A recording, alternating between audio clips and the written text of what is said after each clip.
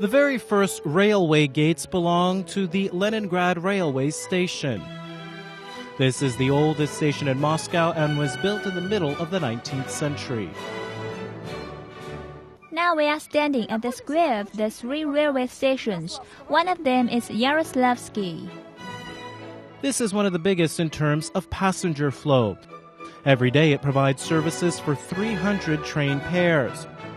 Its architecture is in Neo-Russian style with the elements of Northern Art Nouveau. It was designed in 1902-03 by a prominent architect, Shechtel. Another is Leningradsky. Railways began in the times of Tsar Nikolai I. In 1851, the railway between St. Petersburg and Moscow was opened.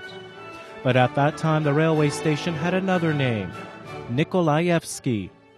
Today, the high-speed Sapsan trains connect the two capitals. The railway station in St. Petersburg is a kind of mirror reflection of the Leningradsky railway station in Moscow. The Kazansky railway station is opposite to it. It was built in a romantic style with oriental elements. The square can be really called as a palace square, could it now? Leningradsky, Yaroslavsky, and Kazansky railway stations are railway palaces. In 1933-34, a metro line was built here, and that was the birth of the Moscow Metro.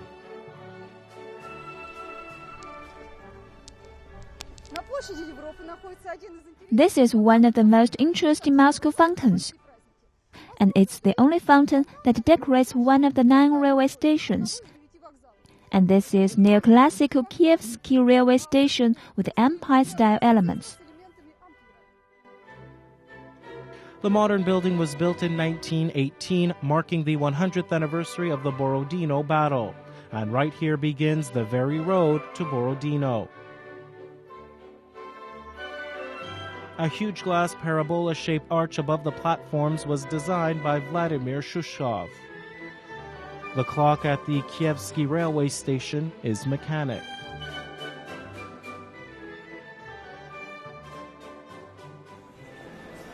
This palace is full of people. Passenger traffic here reaches 400 people per hour.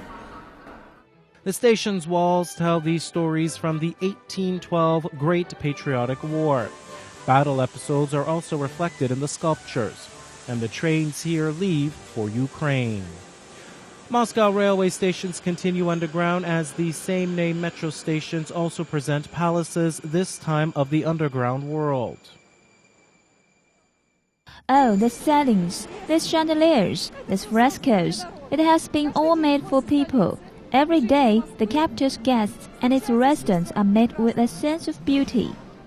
18 pylons of the station are decorated with panel pictures depicting the history of Ukraine and the Russian-Ukrainian friendship. The majority of the stations connecting the railway stations are located at the Ring Line.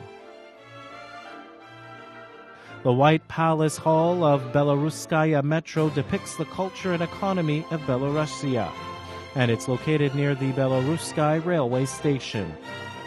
The station is the road to the west: Minsk, Brest, Warsaw, Kaliningrad, Prague, Paris, and Nice. The railway's history is connected to the Great Patriotic War of 1941-45. It was here where for the first time a hymn, Sacred War, sounded before departure to the front. You could take an express train to the Sheremetyevo airport from here.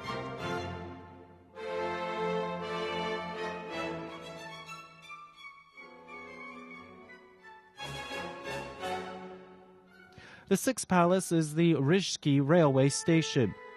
It began operations in 1901. Actually, it's not that busy as its average passenger traffic is only 40 people per hour. Here you can find the Center for Innovative Development. The only railway station sending trains to the suburbs is Savolovsky. The famous Russian entrepreneur Sava Mamontov was its founder. He took part in the development of the rail links of Russia.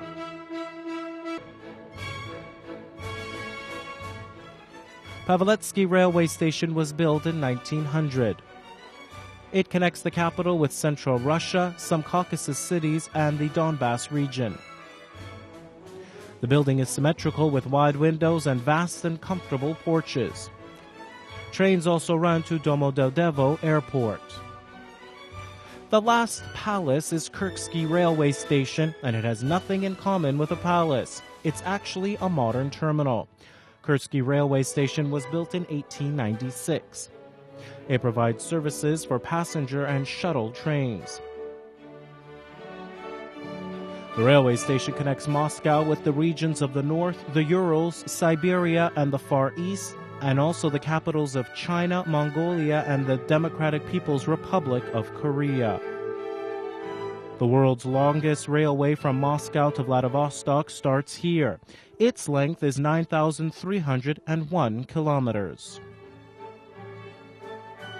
As you see, all roads lead to the 9 palaces of Moscow. Now you can decide what your stop is.